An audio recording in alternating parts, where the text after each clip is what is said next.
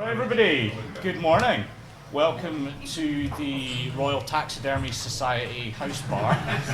I was promised a giraffe. I don't see a giraffe, so I'm upset already.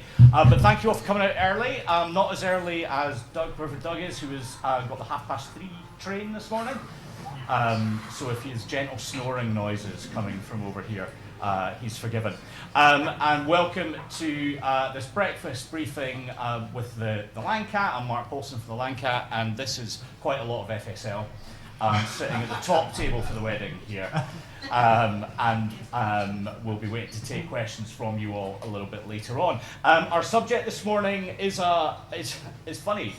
You know, we're like, gosh, this is quite a techie subject to cover.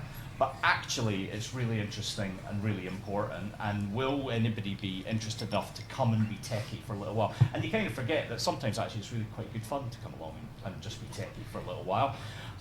So we don't need to speak in sweeping concepts today about what the shape of the industry is, or whether the shape of distribution is going to change, or whether blockchain will disrupt it. Maybe we might get into some of that stuff in the panel, who knows. But today, as you all know, we're talking about excess reportable income on offshore funds. I don't want to steal anybody's thunder, but I will say that as we've gone through working with FSL on this paper, we've learned a lot. We've all heard of the issue before, and it's interesting sometimes how, when completely unconnected issues with a relatively kind of obtuse, abstruse technical aspect of something start to converge, suddenly something becomes very important, which unless you were dealing with it every single day, you wouldn't necessarily know. And as you'll hear in a moment, when my colleague Rich stands up and takes you through some of the desk and field research that we did as part of this paper, you'll see how the changing shape of how particularly advisors and maybe the lower end of the wealth management sector are starting to construct model portfolios, and seeing the kind of asset flows that are going into these propositions. The managers of these portfolios really don't think twice. They just want to have access to offshore funds. They just want the best funds that are available for them to use, and everything else is a secondary consideration, which would be how it should be in a kind of rational market. That would be fine, because everybody would line up behind that properly and make sure that everything was being done properly. But of course, that's not always the case. And what I think we found here, and the reason I think that FSL were so keen for us to tackle this topic, is that this is a little bit of a sleeping giant. Throughout the day, you'll hear us invoking the key phrase. If anybody had a book open for the first mention of consumer duty, it's in about minute 3. And if it's beyond minute 5, we all have to pack up and go home. You're not allowed to stay. But this absolutely echoes into the foreseeable harms aspect, for sure, of consumer duty, and probably some other bits as well. So as we're going through, there are technical issues to address, to be sure, and the guys are absolutely killer at that stuff. But there is that broader sense of, if we're trying to put together propositions that will deliver expected outcomes, avoid foreseeable harms, and generally run in the best interests of everybody, there are issues that, even if they're not legally something that you have to do, there are things that you should do, and this is one that the sector will have to step up on a little bit. The structure of this morning, we're going to hear, as I say, from Rich Mayer, who is one of our consultants who's been out and about and doing a lot of the research, and Rich and Chris, who's operating cameras and sound today. That's his second job. His first job is also working on this paper, so we've got the guys in the room that did the field research. Obviously, we've got the experts from FSL as well. Rich will take us through some of the findings for 15, 20 minutes, Rich, something like that, until he gets bored anyway, at which point, or you start throwing fruit or croissants at him, or whatever it is that you do, at which point we'll come out of that and we'll go into a bit of a panel session with the guys here. And at that point, I'm hoping for lots of participation, please. I know this is quite a kind of dusky kind of environment, and it might be easy just to kind of settle into your chair. But we hope for lots of participation. So as Rich is chatting away, please be thinking of questions you'd like to ask. Once the session is over, we'll make sure to distribute by electronic means, of course. We'll distribute the paper itself, and you'll start reading about it in press and so on as well today. So that's pretty much it from me. I will shut up for a little while and introduce Rich Mayer. Thanks. Morning, everybody.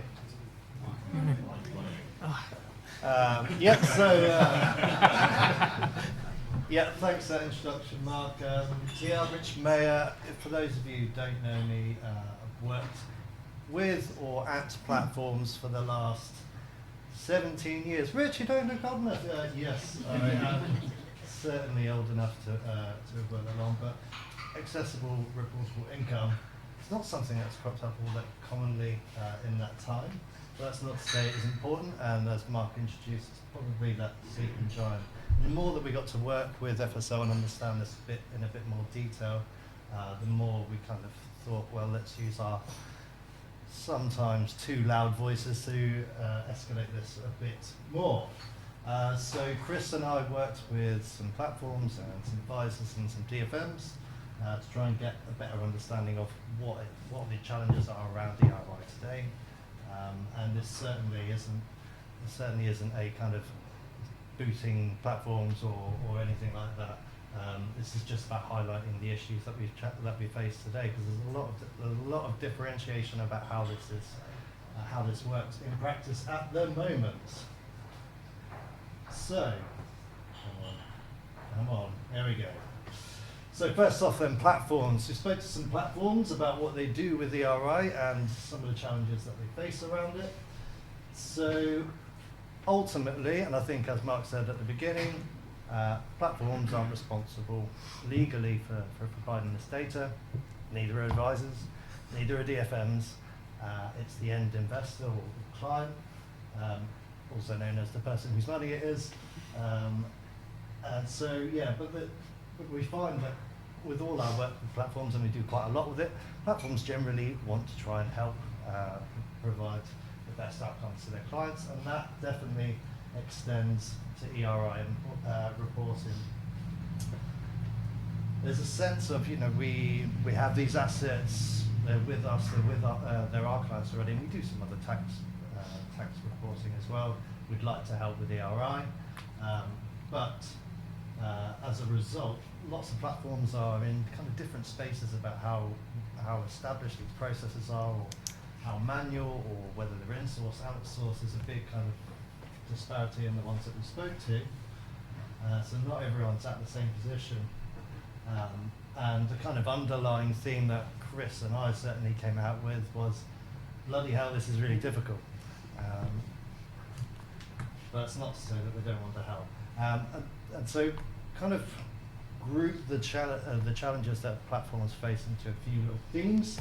The first one is the volume of data, just the sheer volume of data that is out there at the moment and that they have to deal with.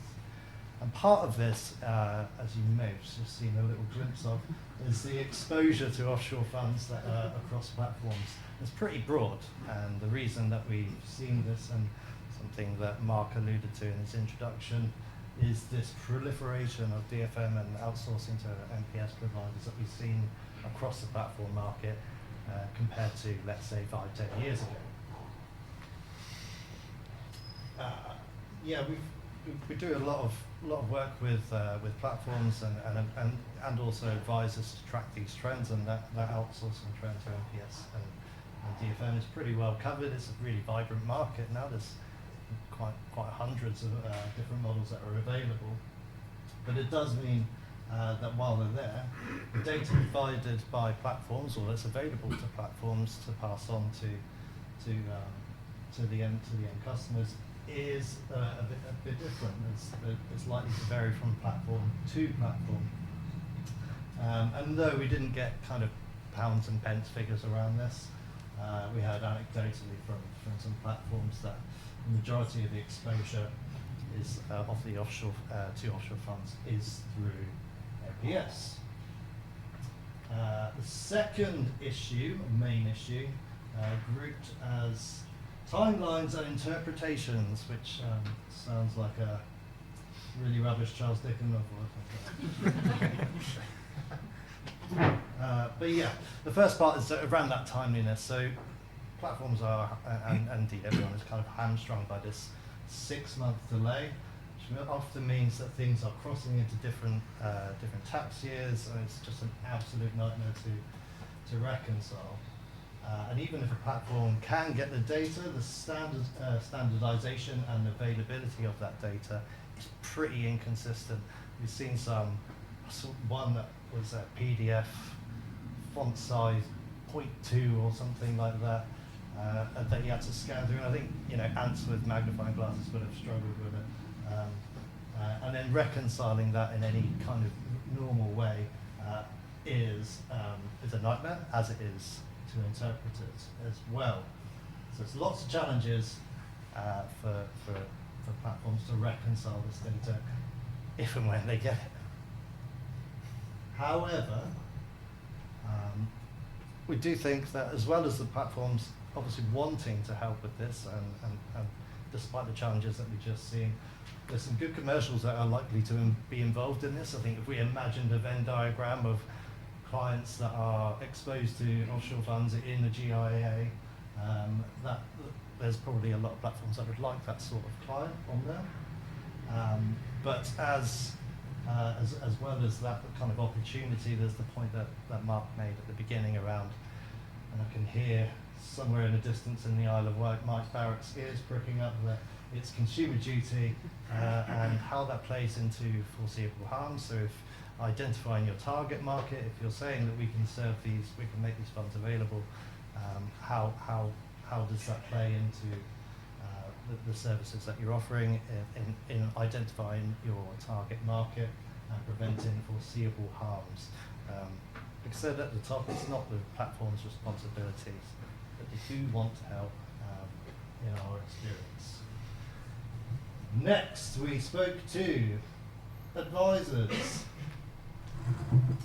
So, as I mentioned a moment ago, this this problem of ERI, or even being exposed to offshore funds and having that subsequent ERI requirement, doesn't affect everyone. It affects quite a lot of platforms because of the proliferation of the offshore funds.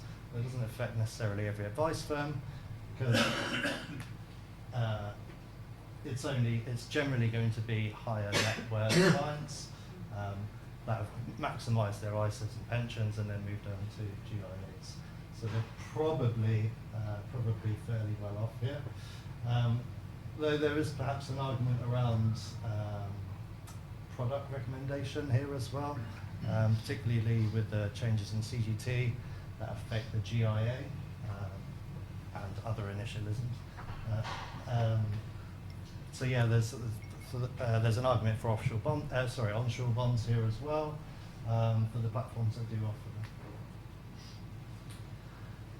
But if we're thinking of a portfolio construction or outsourcing portfolio construction, more planners are outsourcing them, as we've seen fairly conclusively in a lot of our research, and they're likely to have a higher exposure to offshore funds as a result. Part of this, I mean, particularly for portfolios that are evidence-based investing or having exposure to ETFs as a result, some of them are very popular. Let's take iShares. So iShares, of their 1,200 plus funds that are available on their website, 14% are in the UK. The rest are not.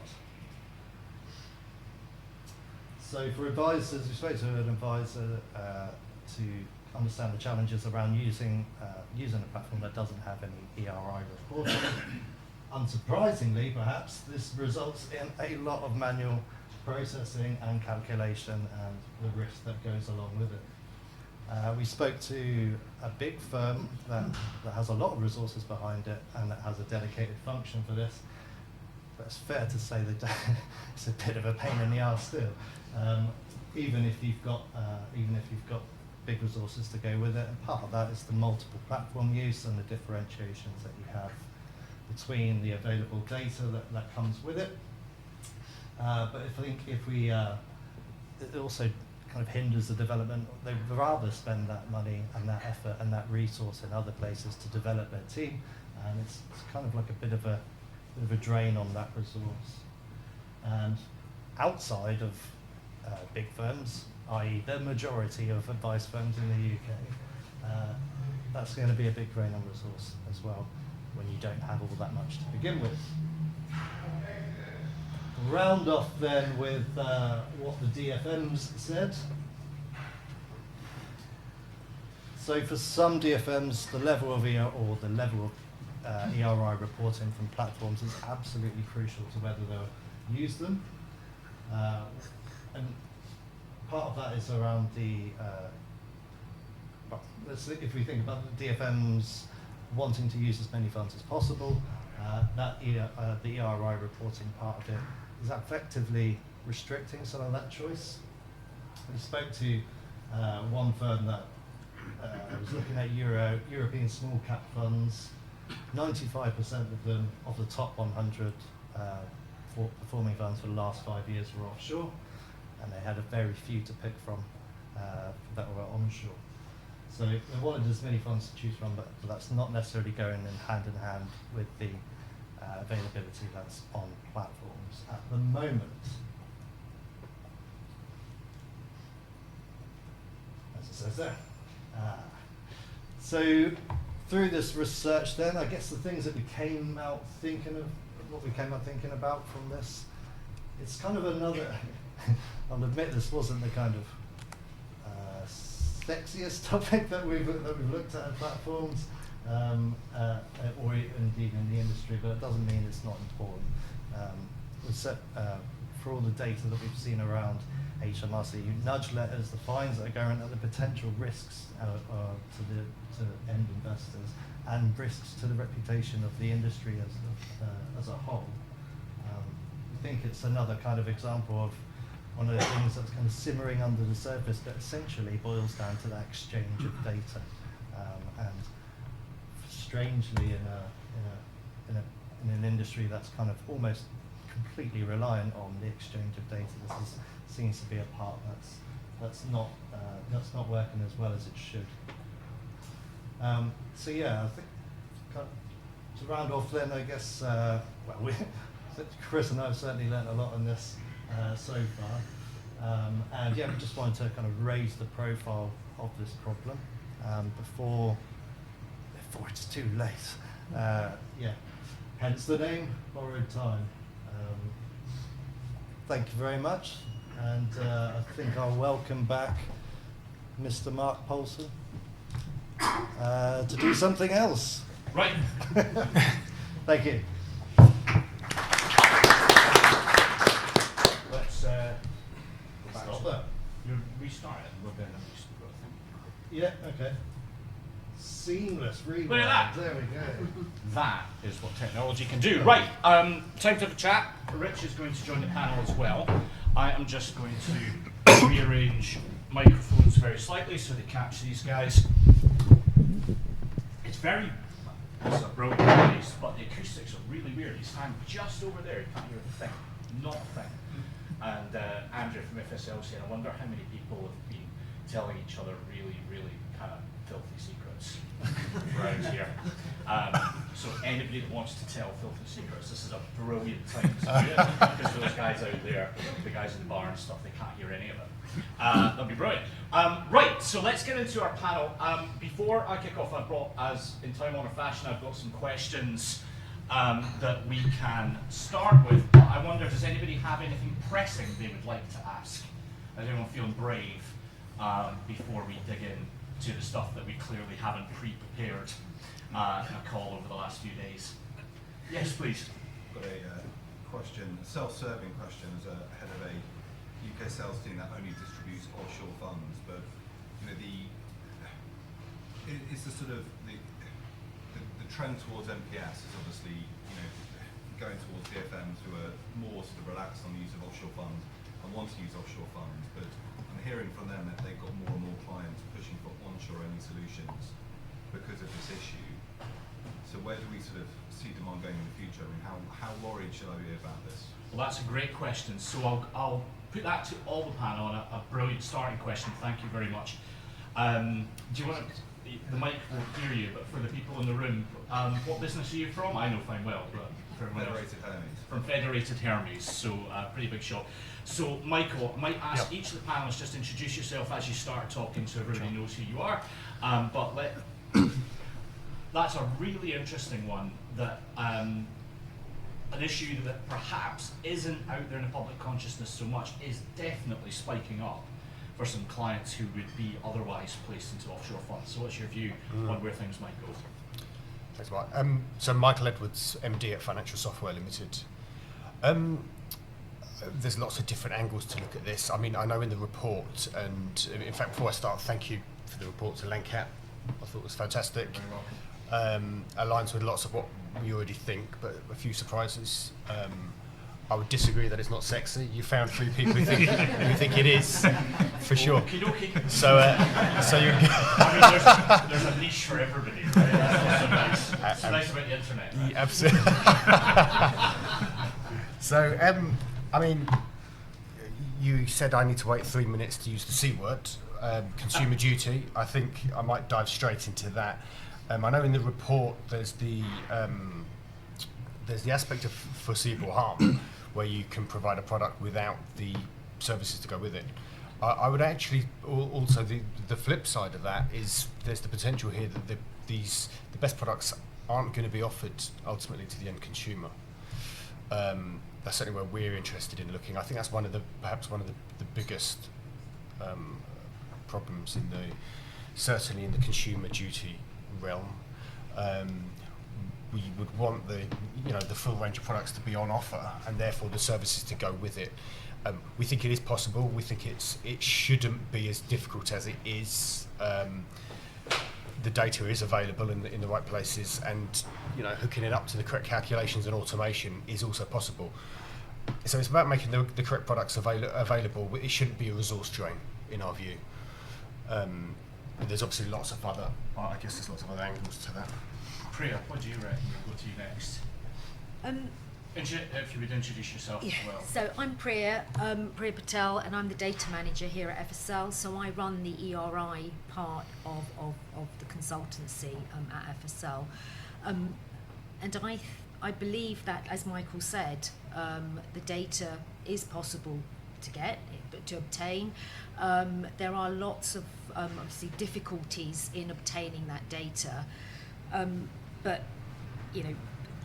I believe that the FCA, the regulatory body, needs to be involved in this. Obviously, they have clear guidelines and clear regulations. However, there does need to be changes that need to be made. For example, the data does need to be made readily available to all investors, perhaps on one website. I think the HMRC, the tax authority, also needs to be involved in this. They need to make a conscious effort to make sure, the starting point is to identify whether that offshore fund is a reporting fund. And the starting point for the HMRC should be to ensure that those difficulties in even using that list that they have is actually minimised. So I think there does need to be intervention there, and it is possible with that include and plus outsourcing or other providers who can provide that data, combining forces and providing that solution. Cool. Project all of you, please. We didn't do our vocal warm-ups earlier, but we should. I think it's a little hard for some of the back to hear. Alex, clearly what's going on with clients that are saying, actually no offshore funds for me please, is a worry about potential consequences. How real do you think that is, and how worried should these clients be? Yeah. Hi everyone, I'm Alex Ranahan, tax reporting analyst at Financial Software. I'm annoying guy who says, you can't do that to these lot. So I think a lot of this is, it's where incentives lie ultimately, isn't it? So in terms of whether the funds themselves or the platforms themselves want to do the reporting versus whether the taxpayer themselves ultimately is responsible, all the incentives lie with the taxpayer ultimately to do the work and against the funds and the platforms to do anything themselves. That's sort of just how the system is currently set up. And so part of what we're kind of calling for is to perhaps shift where the incentives lie. In terms of whether people should be worried, I mean, I think sort of linking into, I've forgotten his name, I do apologise. Dan, sorry, I do apologise. I think it sort of links in with his question about where the funds are shifting. So, I mean, we heard, for example, I know we said no sweeping statements, but if you remember, like Jeremy Hunt had said, he wanted people, for example, pension funds to shift more into the UK as well. Or a lot of movement from the top down as well as bottom up is trying to shift things back into the UK.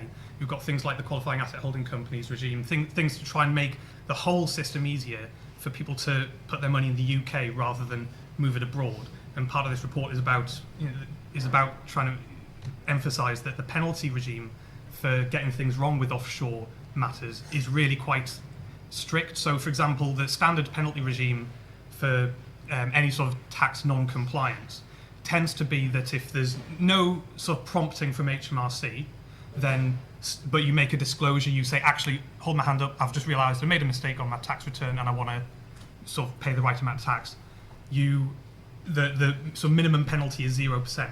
But when it comes to offshore tax non-compliance, if HMRC, for example, have said we think that there's an ERI thing going on here, we think there's a fund offshore, then when it comes to offshore matters, then the minimum penalty can still be as much as, I think it's about 50% or something like that.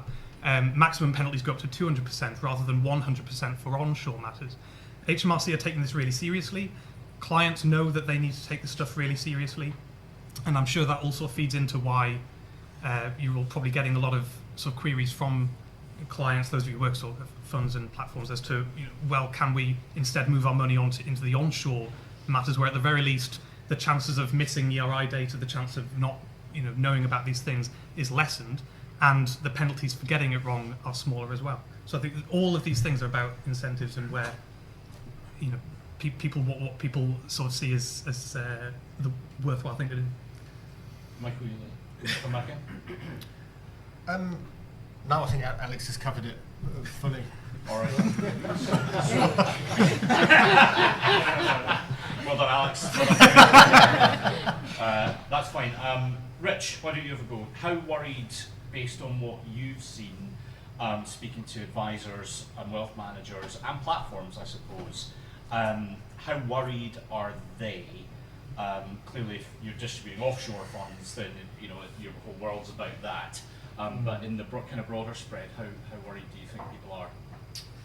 I think platforms are probably worried about this just because it's with all the challenges that we outlined at the beginning.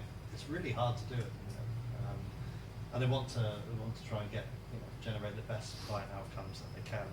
I think for advisors, we talk about it being a generally pretty time poor profession. Generally pretty stretched. Generally got lots of pressures from all different angles. Extra disclosure, extra resource, and then to add this on top for if you're not working with a platform that's able to do this, just seems like another thing. Can understand it not being perhaps as high up the kind of development schedule, but it all comes down to broader choice and potentially better client outcomes. And that's something, Dan, if I'm allowed a wee go, it seems to me that the job of people who are constructing investment portfolios for clients is to achieve certain ends for their clients, and they should be allowed to use whatever will achieve that. And if that's an offshore fund from you guys or from wherever, then they should be able to do that in confidence, knowing that the industry can cope with what's there. I suspect, I thought that drive to onshore in UK, that's a really interesting point actually, but I suspect as people become more aware through systems like multi-currency wrap platforms and all that kind of stuff, that all this other stuff is there, and that crazy stat of only 5 of the top 100 performing funds in whichever sector it was that you mentioned in the report, as those kind of issues come up here, surely people will start selecting venues where the reporting can happen, and there'll be some kind of commercial pressure in there as well. So it feels like, we spent a long time answering one question, but we'll speed them up maybe, and I will definitely come to you next. But it feels like they should be worried, but the answer to that is that whoever you're working with as your portfolio manager has to say, right, we need to do this, therefore maybe my normal way of doing business has to shift because I've got to be able to accommodate what it is. So, and that's nuts. The industry should be working better so that individuals don't have to do that kind of thing. Yes, please. Hi, Mark. Thanks for that. The issue that seems to me is that there's two things. First and foremost, can you just clarify, it'd be great for the panel to clarify where the problem actually lies. I believe it's just unwrapped GIAs. In terms of who's... I believe it's just unwrapped GIAs. That's right. Secondly, a view from Mark as the industry guru, how big that is. Well, there is another Mark behind. Secondly, from your perspective, how big a percentage, as either the AUM or the number of clients, are actually affected by this? And thirdly, we're talking to the DFM compadres in the room, isn't it possible to build one set of portfolios for the wrapped world, i.e. pension, bonds, and ISAs, and one for the unwrapped world, if people are concerned about that? Okay. So that's a lot of questions, sorry. Jeez. Right. Still are, okay. Come on. Right, let's do sizing first of all. And Rich, I think you do have some stuff thinking about more generally in the platform kind of analysis, wrapper split and that kind of stuff. Unwrapped? Yeah, so yeah, we get there's obviously a huge chunk of certainly of the advice platform businesses in GIA. I'd say can't remember off the top of my head, but it's a pretty even split between weighted towards pensions, somewhere around 60 to 70%, and then split fairly evenly between ISA and GIA, but GIA have some chunkier stuff in there. Something I was expecting to see a bit more of this year, because of the changes in CGT, was an increase in onshore bond sales, but it's not, while there have been some pockets of that, it's not been as quick to the uptake as I kind of expected. So we'll pick off these questions one by one. So that probably means that in the advisory world, so as distinct from the discretionary world up there, where I suspect a very high percentage of stuff is either already offshore or is unwrapped because of the nature of those kind of clients, it's probably 20-25%, something in that region. The advice platform sector is about 600 billion.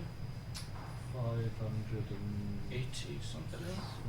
Yes, let's say 560. 560. It was 580 yesterday. And some things happened.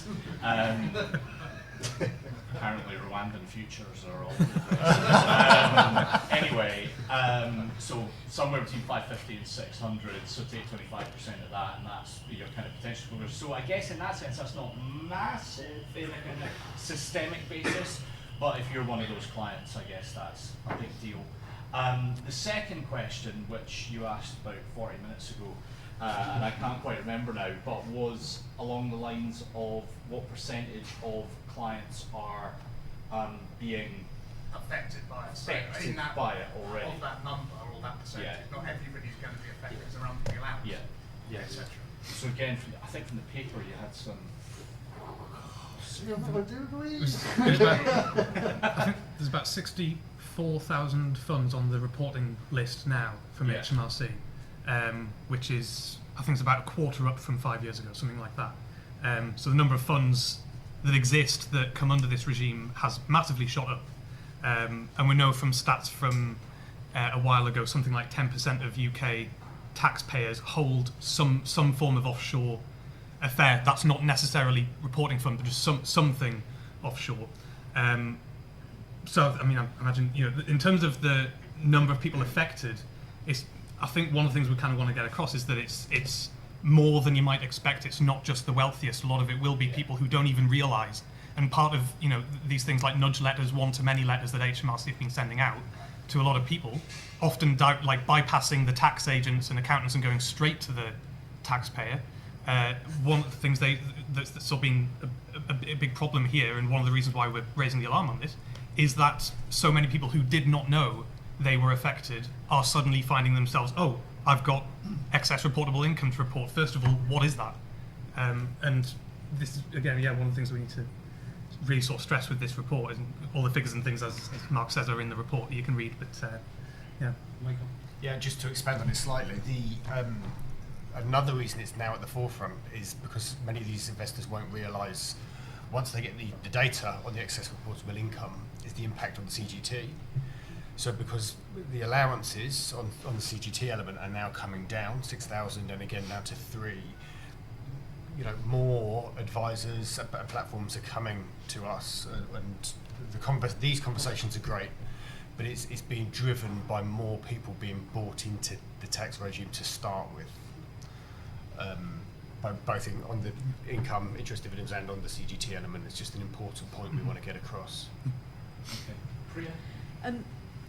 There's actually increasing number of markets that financial institutions that are actually using this data now as a value add.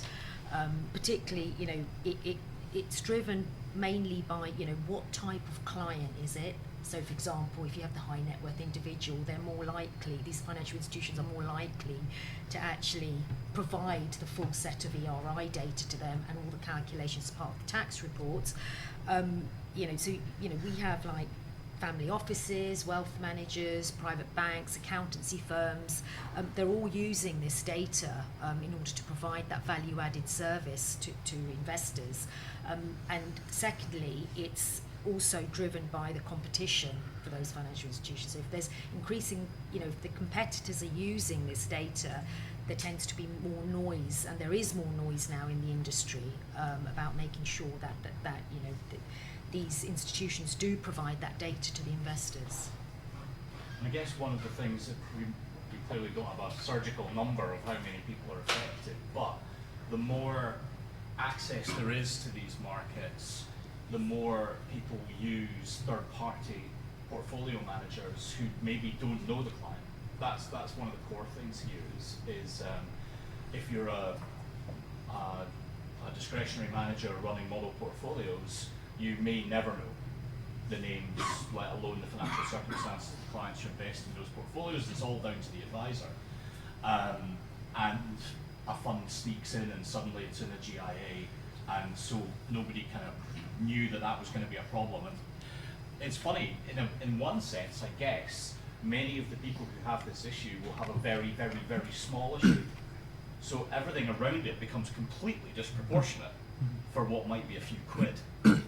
And I guess one of the questions, I want to come on to your separating out portfolios point in just a second, but Alex, I'm going to pick on you again, because I've certainly, when chatting around about this subject, people say, yeah mate, it'll be 10 quid on a tax return. Like, just pay the 10 quid. Are they right to think that way? If it's small, does it not matter, or do you still get yourself in a bit of trouble here? It's again because it's 10 quid on a tax return, but it's 10 quid that you might not know you owe until HMRC, whoever comes knocking on the door, sends a letter through.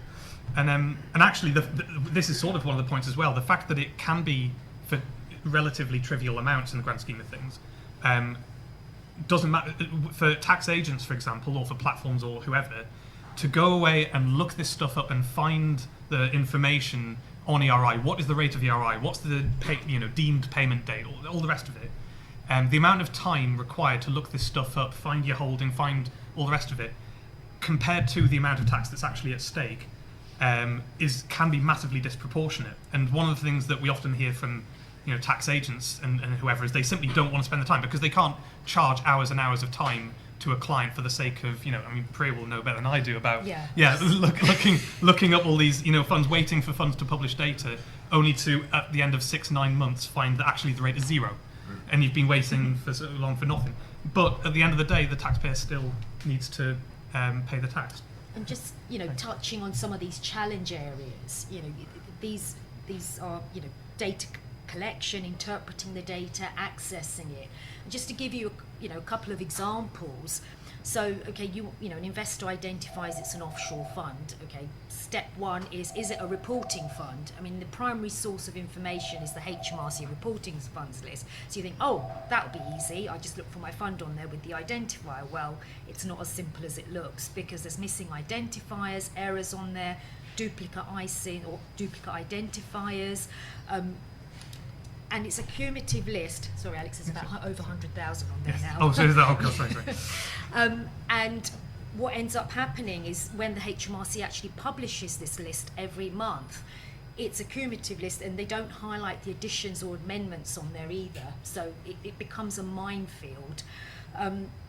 Okay, so you've identified it's a reporting fund. You then go into, right, I'm going to now go and look for the documentation. It should be on the fund manager's website. Well, it's not that easy either. It's either hidden, it's not there, so you end up contacting the fund manager. And worst case scenario is there's no website and there's no fund manager contact details, so you end up looking through all the documentation for some kind of administrator to contact. And finally, you get the documentation and it's difficult to interpret, missing data. And what we're finding recently more and more is that the data's actually being republished or recalculated by fund managers, and the investors aren't being told.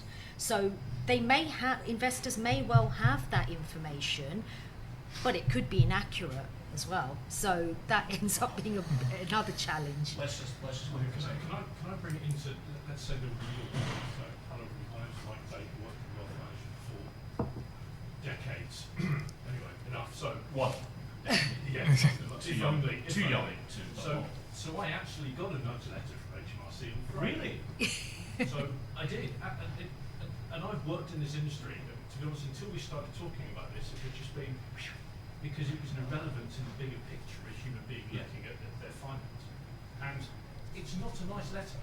It's actually quite blunt in what it's saying to me. So there are options at the end saying, are you going to go and revisit your tax return from 21-22, or do you think it's not applicable and you owe no tax? And please make sure you take the right option. So, and if I was an investor who had an advisor who used the platform, I would go straight to the advisor saying, what the heck, why am I paying you money for me to get letters direct from HMRC? And I spoke to a couple of advisor friends of mine, and that kind of went, ooh. Okay, so this is now very real. So rather than perhaps just looking at this from a choice for the investor or the choices for the DFM, you should be an open market, right? The fundamental issue here should be you should invest the best way you can. Somebody's gone off to get their Greg's just had one of those letters.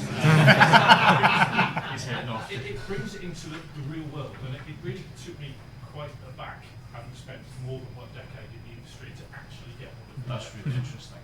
And let's go marry those 2 points together. No, it's excellent. Let's marry those 2 points together quickly, because if you're, whoever may have helped you, I'm guessing with your investments, and said, listen, I need to do a different set of portfolios for your wrapped investments as opposed to unwrapped, how would you have felt about that? So my biggest concern would be, are you still looking out for the best way you possibly can? So are you trying to make my money work as hard as it can? And if the answer was, well, we're going to compromise it because of this risk, I would say we live in an industry that spends trillions of pounds, migrations of hundreds of million pounds have taken off and some have failed along that journey. It's all customer money. Yep. What am I spending my money on here? Yeah. And I think that's the thing we sometimes forget. So I know people use Mrs. Miggins as an example. I use my mum, bless her, who's about 147. She has no idea about the industry we're in. She just wants her money to work for her as hard as she can. And the irony is, the lesser amounts of money you have, the more it has to work for you. Yeah. And a consumer shouldn't have to care about this stuff. But if they're sending it to people like me and I'm going, holy moly, what's the average Joe in the street who doesn't understand wealth management going to make of that? And of course, a highly affluent individual with a bunch of tax people working for their family or whatever, that gets a letter like that, probably thinks, man, there you go, you have that and deal with it. Mrs. Miggins goes, oh my God, what on earth is this? So, yes, please. I wanted to kind of link Dan's question to your nudge letter. We're in an environment of de-risking simplification. So on the offshore, onshore, different portfolios, you find gatekeepers wanting to use funds across their system. Yeah. The gatekeeper community is shrinking, bandwidth is shrinking, so simplicity is critical. So I'm not aware of firms that will be willing to have two types of buyers on the offshore. Yeah. Alex's earlier response, linking to Dan's point, advisors want simplicity. So if they don't want to go around and flying the reporting, we do have it on our website, our accessories. Right. But they don't want to find it. So to Dan's earlier point, whilst in an ideal world, the advisor will choose the best solution and will be agnostic as to whether it's in Dublin, London or Luxembourg, in reality they are sensitive. It's not just about gatekeepers thinking, it's about the administration post-sale. So if they can make it super simple and not go and gather the data for an offshore fund, they will. My question, Mark, if I can we have a bit of naming and shaming? Who is helping the advisor on the platform side doing the reporting? And then on my side of the fence, which asset managers are either leading the way, making this easy for investors, or what could our custodians do to help get this data out and distribute it to the platform? Okay, while we're thinking about Just that, a quick throw into it. come back in and we'll gather these together and do it all together. Is the negative outcome or the foreseeable harm the data or the tax that the customer has to pay? Surely it's the tax that they have to pay, not the provision of data one way or t'other. So it's a net return that needs to be borne in mind. So if you've got an onshore fund that's doing X and an offshore fund that's doing Y, there's an extra bit of tax to pay on the offshore fund because of the way it reports, that needs to be borne into the calculation as well. So that's is what you're driving at there, just so I get it right. The quantification of a foreseeable harm that's economic, but do we need to be factoring in distress and service and all the hassle that But goes it's with not that as well? just the service or the lack of data, Yeah. it's the actual The consequence economic of harm. And from the investment perspective, people who are putting out target markets, here Yeah. is our model portfolio, which is suitable for everybody with cash. So, Or is it? that's a great point, because if your target market definition as a fund manager with offshore funds is suitable for retail investors in the UK, and you don't make this data readily available in a timely and accurate way, you're probably not being very, very good boy or girl. Let's put it like that. Panel. There's quite a lot of stuff knocked around from that. Michael, do you want to kick us off with some thoughts? Yeah, I mean, trying some of this together. In fact, for going back to your 10 quid earlier as well, no one wants their tax submission to be reopened because of 10 quid. Yeah. So we all want to get it right the first time around. I think that's an important thing. It isn't about the 10 quid, it's about having HMRC send you a letter and the panic that sets in. Could be about anything. I mean, something else that complicates this as well for your average retail investor that they don't appreciate. And I don't believe this is going to move any faster or improve at a quick pace, like I've mentioned before, without some sort of regulatory body like the FCA or the HMRC enforcing reporting funds to change the way they actually publish their information. You know, it has to be standardised. All the tax data, all the tax fields which are needed to be able to report this data for tax purposes needs to be on the documentation. I'll give you an example, you know, and I won't go into it in too much detail, but it's not only the excess reportable income data that's needed to be able to calculate this tax and provide a complete picture, tax picture for these offshore funds. There's also things like equalisation data that's associated with it. You also need to know the asset breakdown as well. Now, the equalisation data, the frequency is granular as much as daily equalisations. So all those sort of things need to be, you know, again, like Michael mentioned, it's an education piece. And I think there needs to be some sort of enforcement, or, you know, and reporting funds have to be compelled to be able to, you know, they have to publish this information and create this education piece for investors and financial institutions. Okay. Final question, if I may, Mark, just because it's linked to, say if you are a platform, coincidentally, and you are looking for a data provider, why would fault their wares? Would any of them be around? Thank you so much for doing that. Saves me a job in a little while. Exactly. Drawing the dots. What we found in the past is that data vendors are very, very chary about signing a warranty as to the accuracy of the data, and the platform then gets labelled with that. And of course, you've just said quite categorically that the data is A, patchy, B, difficult to find, and C, inaccurate or incomplete. So the platform, if they were going to do it, could be providing misleading information knowingly to the end customer. Discuss.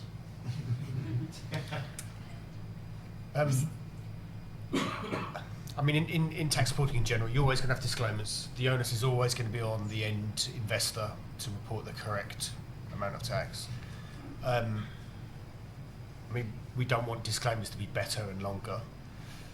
We want them to cover, you know, to make sure the onus is on the individual investor. We just need to make it easier for them. I'm not sure that answers the question, but it's there's an important point there that some institutions are aware that this is required and are just steering clear and very much leaving this in the hands of the investor and their accountant. So the investor, once they paid all, you know, the charges that they need to invest, and then all kinds of charges for people to go away and discover this downstream, and perhaps sometimes too late. Rich, this is probably not a bad time because we've got asked for a name and shame, and this is kind of speaks to this as well. Just think of retail for a second, right?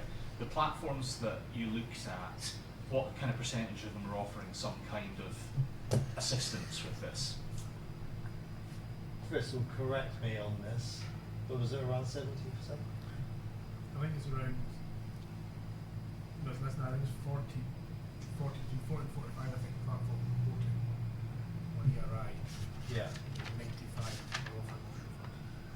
Quite disparity. Yeah. So I don't know if everyone could hear that. Just under half of retail platforms are offering at least some kind of reporting to help with this, but almost everybody offers access to these funds. So 40–45% of the market is making these funds available without the attaching reporting and leaving it to somebody else to do. And we run, this is apropos of nothing, but in my business, one of the things we offer is kind of comparison system that advisors use to help select which platforms they're going to place business on. So we see what selection criteria people are using, and ERI is nowhere. Yes. Nowhere. So, you know, maybe they in their heads decided that all their clients will always only have onshore funds, or it's just not popping up. When you see the report, the appendix at the back has a list of who's doing what, and that'll take care of your name and shame. Mark, just on that point, from the advisor's point of view, Yeah. isn't there an opportunity for advisors here? Because it strikes me at the moment that the rhetoric is, oh my God, this is an absolute nightmare, let's put it in the box mark, too difficult. You're saying that nobody's really raising this in their research. If I'm a decent advisor, this is a brilliant way to differentiate, surely. And if we agree with that, what are the practical steps as a forward-thinking advisor going, right, I'm going to take control of this and offer this as a service to high net worth clients where other advisors aren't? What practical steps should I be taking? Should it be platform selection? Should it be going direct to data venues? How would it be from the advisor's point of view? Well, that's a great question. Thank you. So from the panel, if an advisor wants to lean into this, what do you think their best first action would be? I think so. The platforms are willing to help and want to. You're dead right. There was a great piece in the report about the commercial competitive aspect. So there is opportunity.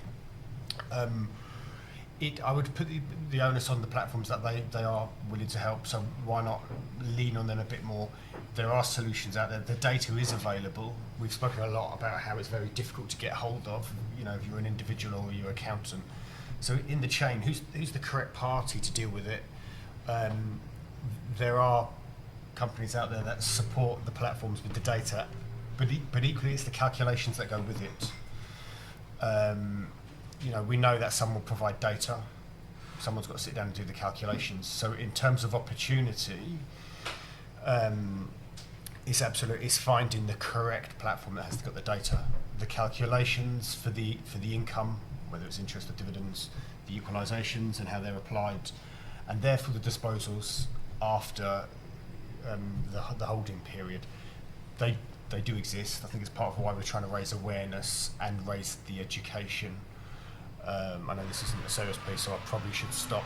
But it's definitely an opportunity, and we'd like to help with that. You know, those that have identified a competitive edge. Yes, it's possible. Maybe an extension of the same question, but part of the chain that wasn't mentioned, who's taking on this burden is the DFMs. Yeah. So I wonder if there's also any space for the DFMs to help take on some of that, given that they're selecting the offshore funds. Yeah. I mean, I'll be very quick though. It seems to me that if you are in the business of being the channel through which investments are purchased or held, feels like you've got some skin in this game and you probably want to help out. And I wouldn't be averse, I guess, to seeing significant commercial pressure being put on institutions that aren't doing that and the others favoured. But I can't help thinking that whether it's DFMs or platforms, it's probably not individual advisors. It's probably not the fund managers. Fund managers should have to make the data readily available, probably more than they do. But given that, as we say, certainly a fund manager and probably a lot of portfolio managers don't know their client and never will, depending on the channel they're working in. It feels a little weird to that. Whereas the central record, the register, well, there's two people that hold that really, and that's the custodian via the platform, and that's the IFA or the wealth manager.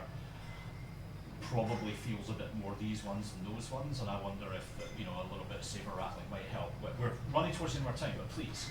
Yeah, one of the things that I think it's important. This is a situation. It's a raising awareness, and there is two types. It's a change. There's two types of ways. It's either the fight or flight, and in this situation I think it's bringing the customer and the customer experience, because getting the experience in the letter is not a good thing, and just going and saying this is too hard is not the right thing for the customer. So what this suddenly brings, not only it's one part, because all of the data in the industry, we spend billions of pounds in doing implementations of platform A, B, and C, or restructuring and so on. And it should be that this brings more competition across the board and be more responsibility. Because we can, of course, go and say, we won't offer the offshore reports, the offshore funds. That's not an option. So that's the same thing as saying, actually, reporting is really hard. Let's stop doing that too. Or in other industries, hey, healthcare, heart transplant is very risky. Let's stop that too. So there is really not an option to do that. The option is, this is the opportunity, as Andrew mentioned, is the opportunity to make that as a differentiator. Yeah. And we as an industry is one of the things that for me this reminds is putting customers in the driving seat, because model portfolios and everything, that's been very good and well. The reality is that now we're getting personalized portfolios. We have people that have very specific requests, and this means it's not one. Yes, the platforms will of course have a responsibility, the FMs and so on, but it's everybody's responsibility to have better quality of reporting data, some standards, and it would be nice because then it would simplify a lot of the work, but it's all of our collective responsibility. If we spend billions on other things, it should be that hard in order to start getting reporting right. Well, listen, I don't think you get a much better kind of summing up than that. That's £5 I owe you. So that's excellent. We said we get you about 10 o'clock, and it is in fact 10 o'clock. So I think we should draw a line there. I want to say, from the Lancash's point of view, we do kind of industry issue white papers all the time. And sometimes when you're commissioned to do this kind of stuff and you work with providers who obviously have a solution in mind when they want to raise the industry issue, everybody understands the game. And there's two kinds of client. There's one that's like, yeah, but could you just put this in like 8-pitch font in the footer there, just so that they don't forget? And then there's ones that play it with a completely straight bat. FSL couldn't have been any better at playing it with a straight bat, so thank you guys very much for doing that. The issue is the important thing. The solutions, there are some solutions here already, and that's really important that people understand that. But also I think the guys at FSL are big enough to say, listen, there's a big old market, there's room for other solutions to come through as well. The more stuff that happens, the more stuff that happens, and that's good. Thank you all so much for coming. In your inboxes, in a matter of a very short time, will come a link to download the paper, and you'll start seeing, as I say, some press activity and so on. I don't doubt that you'll hear more from FSL and from us on this over the coming weeks and so on. Please thank our panel and yourselves for coming along. Cheers.